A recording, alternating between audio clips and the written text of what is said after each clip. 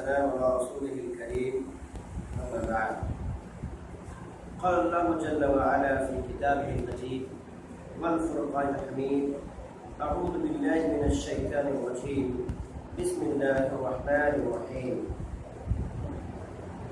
يا أيها الذين آمنوا لا تتخذوا آباءكم وإخوانكم أولياء إن استحبوا الكفر على الإيمان ومن يتولهم منكم فأولئك هم الظالمون.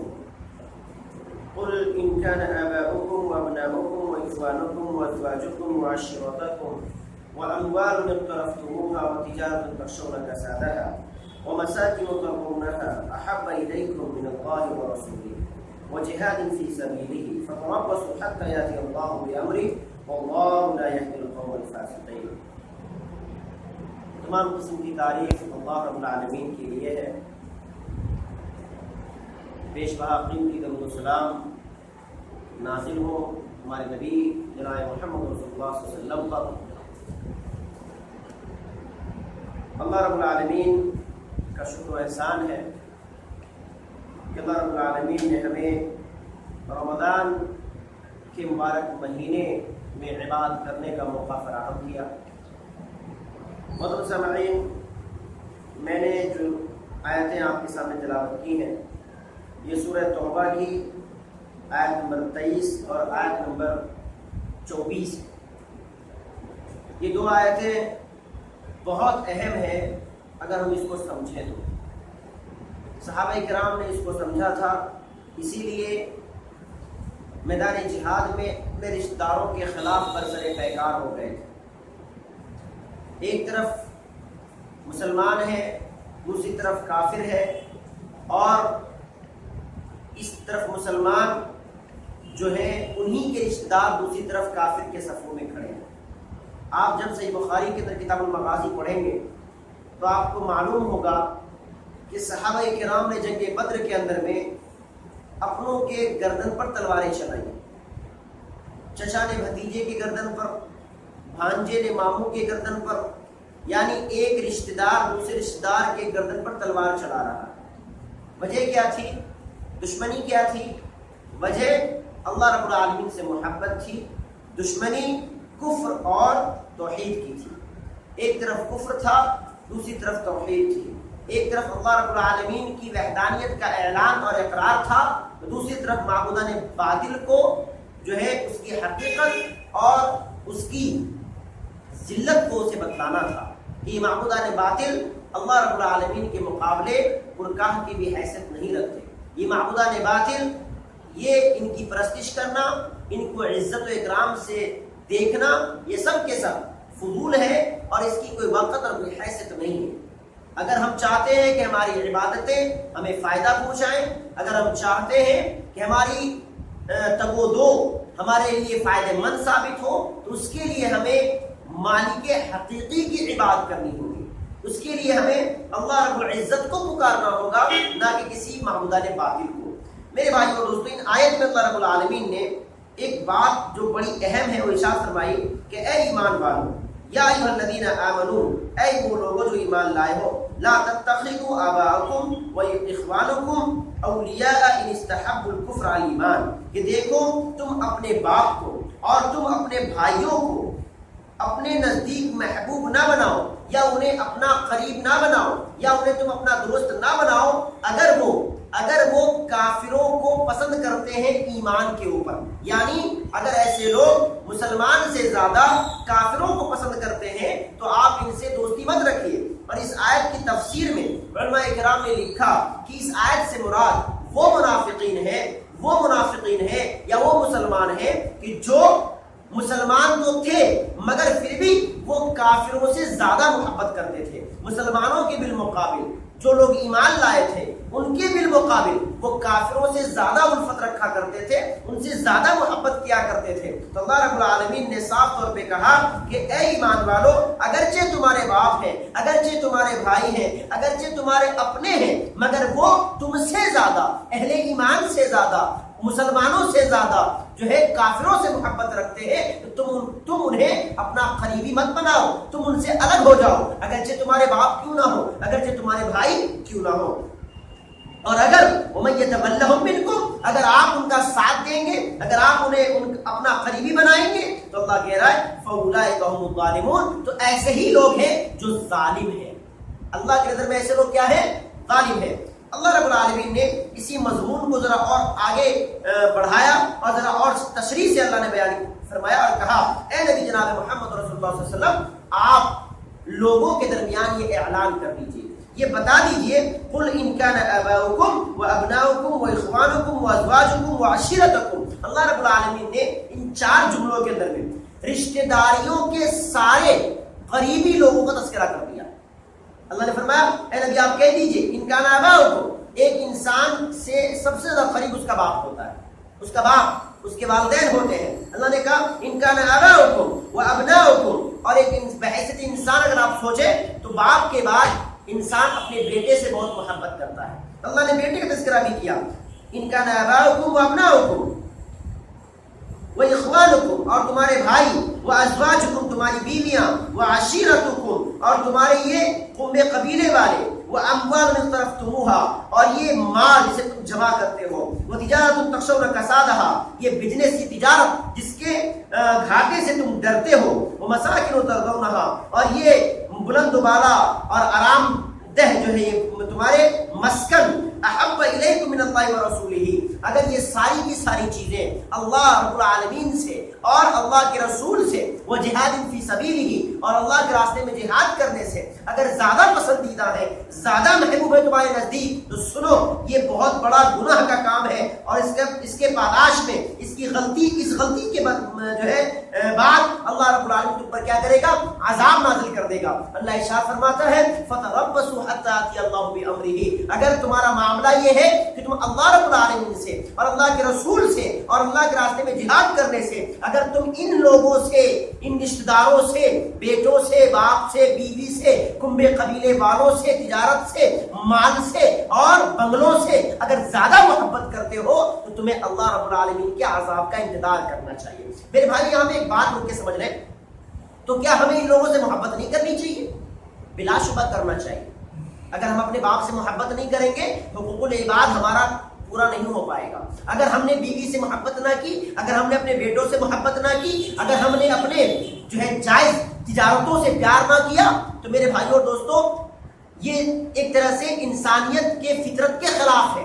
فطرت کے طور پر اللہ رب العالمین نے ہمارے اندر مال سے محبت رکھا ہے، اور مال سے محبت کرنا کوئی غلط چیز نہیں، کوئی غلط چیز نہیں ہے، بہتر جائز ہے۔ اچھے مکانات بنانا غلط چیز نہیں ہے، جائز ہے، آپ اچھے مکان بنائیں، آپ اپنے سہولت کے حساب سے اچھے مکان بنائیں، کوئی حرج کی بات نہیں ہے۔ آپ اپنے مال سے محبت کریں، کوئی حرج کی بات نہیں ہے۔ آپ اپنے باپ، اپنے بیٹے، اپنے کنبے قبیلے والے، اپنے بیویوں، اپنے بھائیوں سے پیار کریں، الفت کریں، محبت کریں، ان کے ساتھ اچھا معاملہ کریں، کوئی حرج کی بات نہیں ہے۔ پھر اللہ رب العالمین نے یہ کیوں کہا فَتَرَبَّصُوا حَتَّىٰ يَأْتِيَ اللَّهُ بِأَمْرِهِ؟ میرے بھائی اگر یہ ساری کی ساری محبتیں اگر اللہ اور اس کے رسول کی محبت سے زیادہ ہو جائیں، اگر ان کی محبتیں یعنی کنبے قبیلے والے، ماں باپ، بھائی بہن، رشتہ داری، یہ مال، یہ متاع، یہ تجارتیں، یہ بلڈنگیں، اگر ان کی محبت جو آپ کے دل میں ہے، بے شک کوئی حرج نہیں ہے، بہتر ہے، اچھی ہے، آپ رکھ سکتے ہیں، کوئی گناہ نہیں ہے، مگر گناہ کب بن جاتا ہے یہ اگر یہ ساری چیزیں اور ان کی محبتیں اگر اللہ اور اس کے رسول سے زیادہ ہو جائے اور اللہ کے راستے میں جہاد کرنے سے زیادہ ہو جائے، تب غلط ہو جائے، تب گناہ ہو جاتا ہے۔ اور تب اللہ رب العالمین فرما رہا ہے کہ فَتَرَبَّصُوا حَتَّىٰ يَأْتِيَ اللَّهُ بِأَمْرِهِ۔ میرے بھائیو اور دوستو، اس کی تشریح میں اللہ کے نبی صلی اللہ علیہ وسلم کی وہ حدیث بڑی جامع ہے جس کے راوی خود حضرت عمر بن خطاب ہیں۔ کہتے ہیں کہ ایک بار میں اللہ کے نبی صلی اللہ علیہ وسلم کا ہاتھ پکڑ کے چل رہا تھا، تو میں نے اللہ کے نبی سے کہا یا رسول اللہ میں آپ سے سب سے زیادہ پیار کرتا ہوں، سب سے زیادہ، میرے ماں باپ سے زیادہ آپ سے پیار، میرے مال سے زیادہ آپ سے پیار، میرے زندگی میں جو لوگ ہیں سب سے زیادہ میں آپ سے محبت کرتا ہوں، الا نفسی، مگر میرے جان سے زیادہ نہیں کرتا، یعنی آپ سے سب سے زیادہ محبت ہے سوائے میری جان کے، میں آپ سے بھی زیادہ اپنی جان سے محبت کرتا ہوں۔ اللہ کے نبی کہتے ہیں اے عمر ابھی تیرا ایمان مکمل نہیں ہوا، ابھی تیرا ایمان مکمل نہیں ہوا۔ عمر بن خطاب نے جب یہ جملہ سنا فوراً کہتے ہیں رسول اللہ میں اپنی جان سے بھی زیادہ آپ سے محبت کرتا ہوں۔ اللہ کے نبی کہتے ہیں الان یا عمر، اے عمر اب تمہارا ایمان مکمل ہو گیا۔ صحیح بخاری حدیث نمبر 6632 نمبر کی حدیث ہے میرے بھائیوں دوستوں۔ پتہ یہ چلا کہ اگر اللہ کے نبی جناب محمد رسول اللہ کی محبت، اللہ کی محبت، اللہ رب العالمین کے دین کی محبت اگر ہمیں ہمارے ان مال اور اولاد، والدین، کنبے قبیلے، رشتہ دار اگر ان سے زیادہ ہے، اللہ سے محبت زیادہ ہے، تب تو ان سے محبت کرنا بھی ہمارے لیے بہتر ہے۔ مگر یہ ساری محبتیں جو اللہ نے گنوائی ہے، یہ ساری محبتیں اگر فوقیت لے جائیں اس پر، اللہ کی محبت پر، رسول کی محبت پر اور اللہ کے راستے میں جہاد کرنے پر، تو پھر یہ گناہ ہو جاتے ہیں۔ اور پھر اللہ رب العالمین کہتا ہے دھمکی دیتے ہوئے کہ فتربصوا، انتظار کرو، کس چیز کا؟ حتی یہاں تک کہ یاتی اللہ بامرہ، اللہ کا معاملہ آ جائے، اللہ کا حکم آ جائے۔ حکم سے مراد کیا ہے؟ عذاب ہے۔ تمام مفسرین اس بات پر متفق ہے کہ یہاں پر یاتی اللہ بامرہ سے جو مراد ہے وہ اللہ رب العالمین کا عذاب ہے۔ تو میرے بھائیوں دوستو، ہمیں اور آپ کو چاہیے کہ ہم اپنے مال سے محبت کریں، مگر اللہ کے نبی کی محبت، اللہ کی محبت سب سے اوپر ہو۔ اور ایک بڑی پیاری حدیث سے بخاری کتاب الایمان کی ہی حدیث ہے، اللہ کے نبی کہتے ہیں لا یؤمن احدکم حتی اکون احب الیہ من والدہ وولدہ والناس اجمعین، کہ تم میں سے کوئی بھی اس وقت تک مومن ہو ہی نہیں سکتا، کوئی بھی مومن ہو ہی نہیں سکتا جب تک کہ میں اس کے نزدیک من والدہ، اس کے والد سے، وولدہ، اس کے اولاد سے، والناس اجمعین، اور تمام لوگوں سے، اس میں سب آ گئے، کنبے قبیلے والے، رشتہ دار، دوست، احباب، قریبی، پڑوسی، سب آ گئے۔ اللہ نے کہا، اللہ نے فرمایا والناس اجمعین، تمام لوگوں سے زیادہ محبوب نہ ہو جاؤ اس وقت تک تم مومن ہو ہی نہیں سکتے، تمہارا ایمان مکمل ہو ہی نہیں سکتا۔ صحیح بخاری کتاب الایمان کی روایت ہے۔ میرے بھائیوں دوستو، اس کے بعد اور بہت ساری آیتیں ہیں جس کو سمجھنا اور اس کے مطابق عمل کرنا ہمارے لیے نہایت ضروری ہے، مگر میرے بھائی ہم اور آپ ان تمام چیزوں پر نگاہ نہیں رکھ پاتے۔ ایک اور آیت صدقے کے تعلق سے ہے۔ ہمارے معاشرے میں کئی بار یہ معاملہ ہوتا ہے کہ ہم زکوٰۃ کس کو دیں، زکوٰۃ کس کو دیں، کون ہے زکوٰۃ کا حقدار؟ میرے بھائی سورہ توبہ اٹھا کے پڑھ لیں، سورہ توبہ کے اندر آیت نمبر 60 میں اللہ رب العالمین نے زکوٰۃ کا حقدار کون کون ہے اس کی پوری فہرست اللہ نے گنوا دی ہے۔ دیکھیے اللہ رب العالمین نے ارشاد فرما رہا ہے انما الصدقات، صدقات یہاں بمانا زکوٰۃ ہے، صدقہ یہاں پہ بمانا زکوٰۃ کے اندر میں، اور بے شک اللہ کے نبی صلی اللہ علیہ وسلم نے بھی اور قرآن میں بھی کئی جگہ پہ زکوٰۃ کو صدقے سے تعبیر کیا گیا ہے۔ فرمایا انما الصدقات، کہ بے شک صدقہ جو ہے للفقراء، فقیر کے لیے ہے، جو مانگتا ہے، جو سوال کرتا ہے، والمساکین، اور مسکین کے لیے۔ مسکین کسے کہتے پتہ ہے آپ کو؟ مسکین کا ڈیفینیشن آج ہمارے بہت سارے بھائیوں کو نہیں پتا ہے۔ مسکین کوئی بھی کبھی بھی ہو سکتا ہے، کوئی بھی کبھی بھی ہو سکتا ہے۔ مسکین اس شخص کو کہتے ہیں کہ جسے ضرورت ہو مگر وہ سوال نہ کرتا۔ فقیر اسے کہتے ہیں جو سوال کرتا ہے، اور مسکین اسے کہتے ہیں کہ وہ پریشان ہو مگر وہ سوال نہ کر پا رہا ہو، اور آپ کو پتا ہو کہ وہ پریشان ہے تو آپ اسے بن مٹھی اس کی مدد کر سکتے ہیں۔ مسکین کبھی بھی کوئی ہو سکتا ہے۔ مثال کے طور پہ میں ہوں، آپ ہیں، کوئی بھی ہے، آپ کا کاروبار بڑے شان و شوکت سے چل رہا ہے، آپ کی فیکٹری ہے، بڑے عروج پر ہے، اتفاقاً آپ کی فیکٹری میں کوئی حادثہ ہو جاتا ہے، شارٹ سرکٹ ہوتا ہے، آگ لگ جاتی ہے، یا کوئی حادثے کا شکار ہو جاتا ہے جس کی وجہ سے آپ کی کمپنی بالکل ختم ہو جاتی ہے، برباد ہو جاتی ہے۔ جب آپ کی کمپنی برباد ہو گئی، سارا پیسہ جو آپ نے اس میں لگا رکھا تھا، اس کی امید پر آپ نے مارکیٹ سے بہت سارے مال آپ نے ادھار لے رکھے تھے جو اسی گڈاؤن میں یا اسی فیکٹری میں رکھا ہوا تھا، سب کے سب خاکستر ہو گئے، جل گئے، ختم ہو گئے۔ اب پریشان ہے، اب آپ رہ تو رہے ہیں اچھے مکان میں، مکان آپ کا اچھا، اللہ نے آپ کو نوازا تھا، آپ نے مکان اچھے بنا لیے، مگر اب آپ کوڑی کوڑی کو محتاج ہیں، سارا بینک بیلنس ختم، جس سے آپ نے لیا تھا سب نے، آپ نے اس کو سب دے دیا، سب کچھ ختم ہو گیا۔ اب وہاں پر آپ مسکین ہیں، وہاں پر آپ شریعت کی نگاہ میں کیا ہے؟ مسکین ہیں۔ بلا شبہ آپ وہاں پر زکوٰۃ کی رقم لے سکتے ہیں، اور اگر کسی مسلمان بھائی کو معلوم ہو ایسے بھائی کے بارے میں کہ وہ پریشان ہو گیا ہے، رہ تو بنگلے میں رہا ہے، جو پہلے خود لوگوں کو ہزاروں ہزار دیا کرتا تھا، خوب صدقہ دیتا تھا، زکوٰۃ دیتا تھا، خیرات کرتا تھا، لوگوں کا تعاون کرتا تھا، مگر آج وہ خود پریشان ہو گیا، وہ شرم محسوس کر رہا ہے کہ میں کیسے لوگوں کے سامنے اپنے ہاتھ کو پھیلاؤں، میں خود دیتا تھا آج میں کیسے مانگوں، وہ شرم محسوس کرتا ہے، اس کا ضمیر اس بات کو گوارا نہیں کرتا کہ وہ لوگوں کے سامنے ہاتھ پھیلائے یا لوگوں سے زکوٰۃ کا مطالبہ کرے۔ تو میرے بھائی وہاں پر اللہ کے نبی صلی اللہ علیہ وسلم کی یہ حدیث ہمارے لیے تعلیم ہے، جس حدیث میں ہمارے لیے تعلیم ہے، صحیح بخاری کی روایت ہے کتاب الاذان کی۔ اللہ کے نبی کہتے ہیں اگر آپ کو معلوم ہو کہ کوئی انسان پریشان حال ہے تو کیا کریں، اسے آپ مدد کریں۔ کیسے مدد کریں؟ وَرَجُلٌ تَصَدَّقَ يَكْفَاءُ لَا تَعْلَمَ شِمَالُهُ مَا تُنْفِقُ يَمِينُهُ۔ اللہ نبی کہتے ہیں کہ عرش الہی کے نیچے ایسا شخص بھی ہوگا جو اللہ کے راستے میں اس انداز سے خرچ کرے کہ داہنے ہاتھ سے دے تو بائیں کو پتہ نہ چلے۔ اس انداز سے آپ ایسے انسان کی مدد کریں کہ وہ پریشان حال ہو، تاکہ اس کے ضمیر کو ٹھیس بھی نہ پہنچے، اس کی مدد بھی ہو جائے، اور جب میرے بھائی وہ پھر اللہ اسے بحال کرے گا تو پھر وہ جتنا لیا ہے اس سے زیادہ وہ چکا دے گا۔ تو اس کو مسکین کہا گیا، اور مسکین کبھی بھی کوئی بھی ہو سکتا ہے۔ اس کے بعد والعاملین علیہا، تیسرا وہ شخص ہے جو زکوٰۃ کی رقم لے سکتا ہے، جو زکوٰۃ کی وصولی پہ جاتا ہے، زکوٰۃ وصول کرنے کے لیے جو جا رہا ہے اس کو بھی اس زکوٰۃ کی رقم سے تنخواہ دیا جا سکتا ہے۔ یہ تین لوگ ہو گئے۔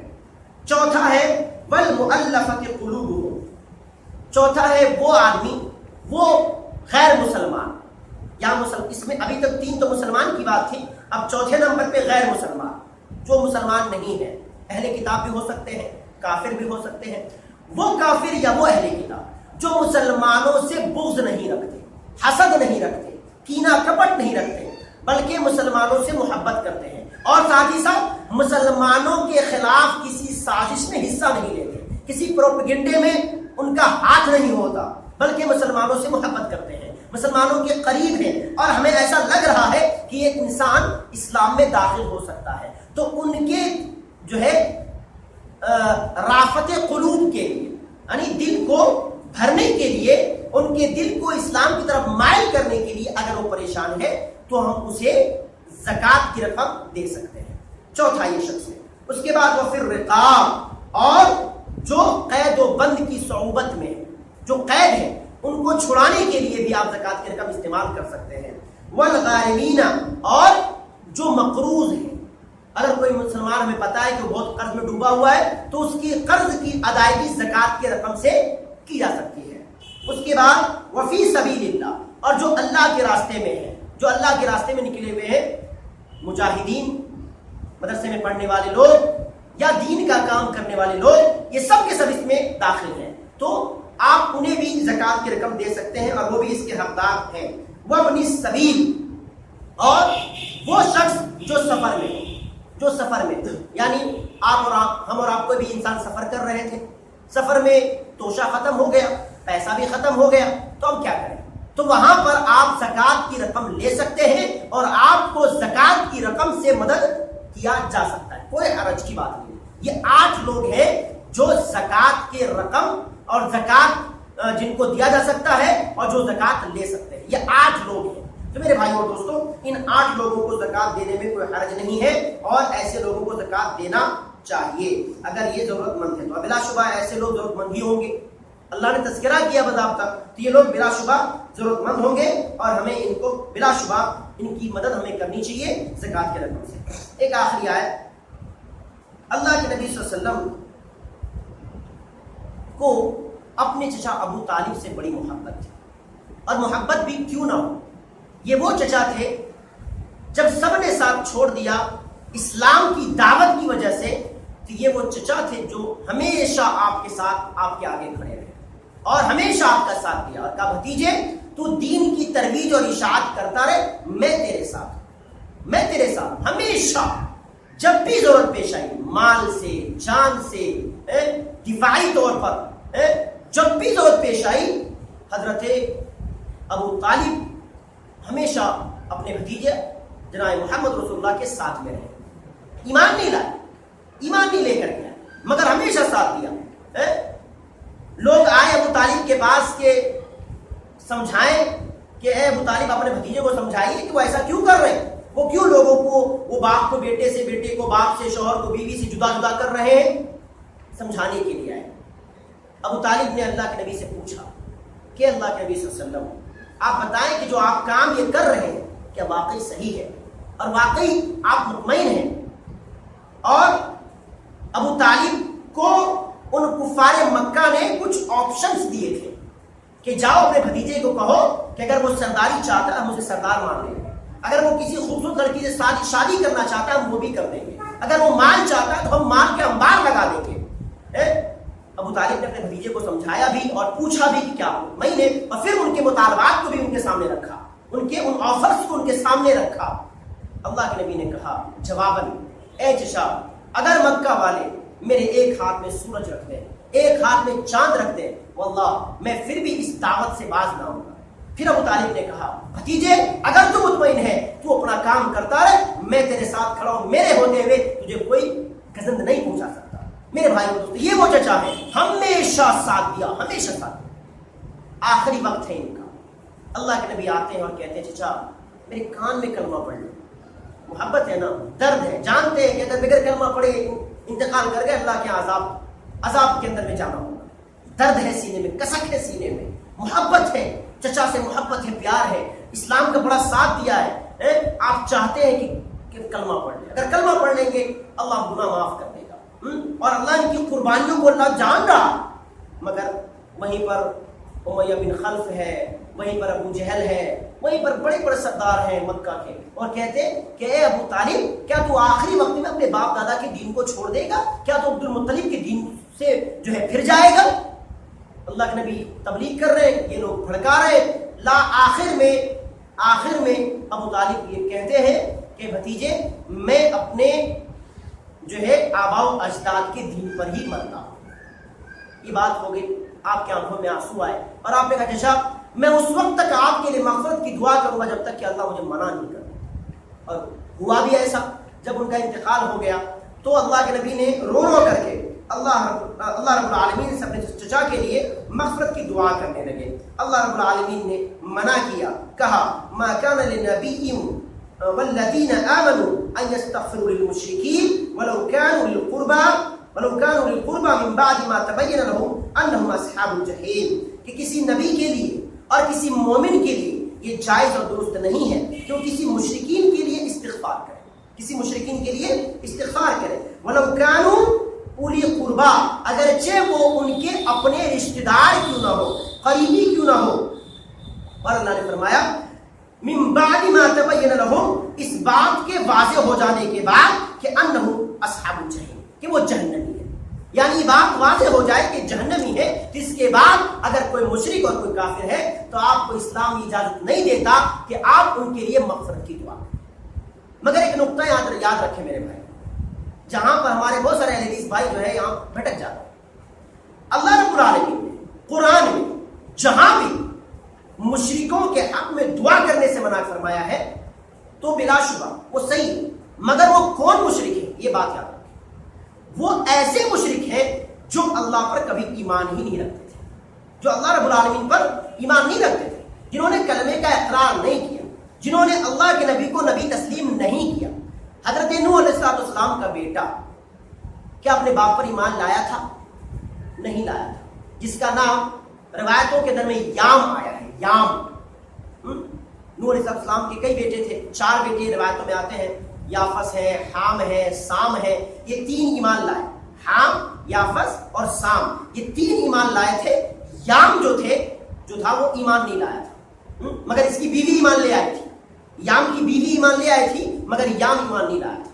میرے بھائی اور دوستو، جب آپ پڑھیں گے، تاریخ کا مطالعہ کریں گے یا آپ قرآن کا مطالعہ کریں گے تو آپ جان پائیں گے کہ اللہ رب العالمین نے جہاں بھی منع فرمایا ہے مشرکوں کے حق میں دعا کرنے سے، وہاں پر یہ سارے ایسے مشرکین ہیں جنہوں نے اپنے اپنے وقت کے نبی پر ایمان نہیں لایا۔ نوح علیہ السلام کا بیٹا ایمان نہیں لایا، نوح علیہ السلام کی بیوی ایمان نہیں لائی، حضرت یونس علیہ السلام کی بیوی ایمان نہیں لائی، حضرت لوط علیہ السلام کی بیوی ایمان نہیں لے کر کے آئی، اسی طرح حضرت ابراہیم کے باپ ایمان لے کر کے نہیں آئے۔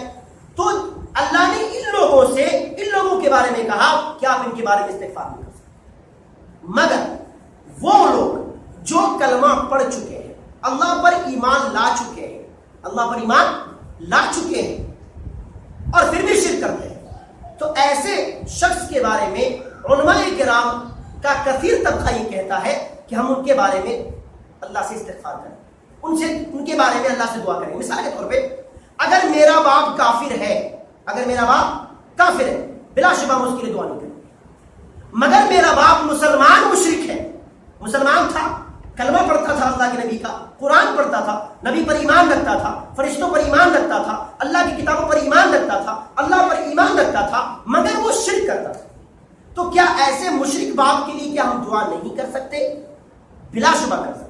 اب وہ دعا انہیں فائدہ پہنچائے گا. بعض لوگ کہتے ہیں اللہ نے قرآن میں کہا کہ تم ان کے لیے کتنی بھی دعا کرو فائدہ نہیں پہنچائے گا. وہ اللہ کا معاملہ ہے، وہ اللہ کا معاملہ ہے. اللہ تعالیٰ قرآن میں کہتا ہے کہ نہیں کہتا ہے کہ اے بچوں، اے بیٹوں، اپنے باپ کے لیے مغفرت کی دعا.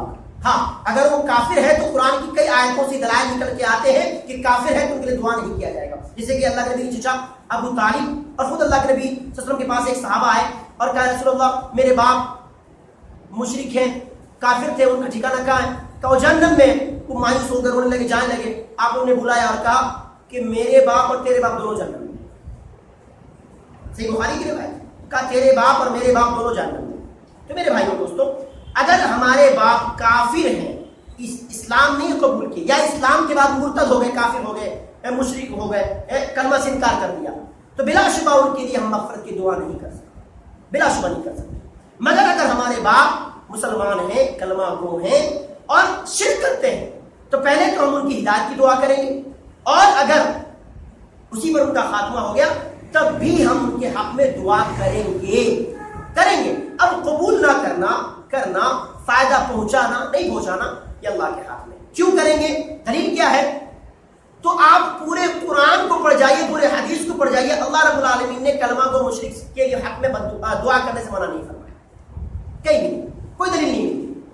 اور دوسری دلیل یہ کہ اللہ نے قرآن میں فرمایا کہ اپنے والدین کے حق میں دعا بتائیں جی، رب ارحمہما کما ربیانی صغیرا، اے اللہ میرے والدین پر اسی طرح رحم فرما جیسا کہ میرے والدین نے مجھ پر بچپنے میں رحم فرمایا تھا. آپ دعا کریں بلا شبہ. اگر اللہ کو پہنچانا ہوگا اللہ پہنچائے گا، نہیں پہنچانا ہوگا نہیں پہنچائے گا. اسی طرح اللہ کے نبی کی حدیث ہے کہ اللہ تعالیٰ 3 لوگوں کی دعائیں قبول کرتا ہے، جس میں سے ایک یہ بھی فرمایا کہ اگر کوئی باپ اپنے بچے کی تربیت اچھی کرتا ہے اور بچہ نیک ہے، وہ نیک بچہ اپنے باپ کے حق میں دعا کرتا ہے، اللہ قبول کرتا ہے. آپ دعا کیجیے. اب دعا اللہ، آپ کی دعا آپ کے باپ کو پہنچے گی کہ نہیں پہنچے گی، فائدہ دے گی کہ نہیں دے گی، یہ اللہ کے ہاتھ میں. جی ہاں، تو بلا شبہ علماء کرام کا کثیر طبقہ یہ کہتا ہے کہ اگر آپ کے باپ کلمہ گو مشرک ہیں تو ان کی ہدایت کی بھی دعا کیجیے، اور ان کی وفات کے بعد ان کی مغفرت کے لیے دعا کر سکتے ہیں، کوئی حرج نہیں ہے. اللہ سے دعا ہے کہ اللہ رب العالمین ہم تمام لوگوں کو نیک عمل کرنے کی توفیق عطا فرمائے، ہم تمام لوگوں کو جو ہے کثرت سے عبادت کرنے کی توفیق فرمائے. آمین. رب العالمین. السلام علیکم ورحمۃ اللہ.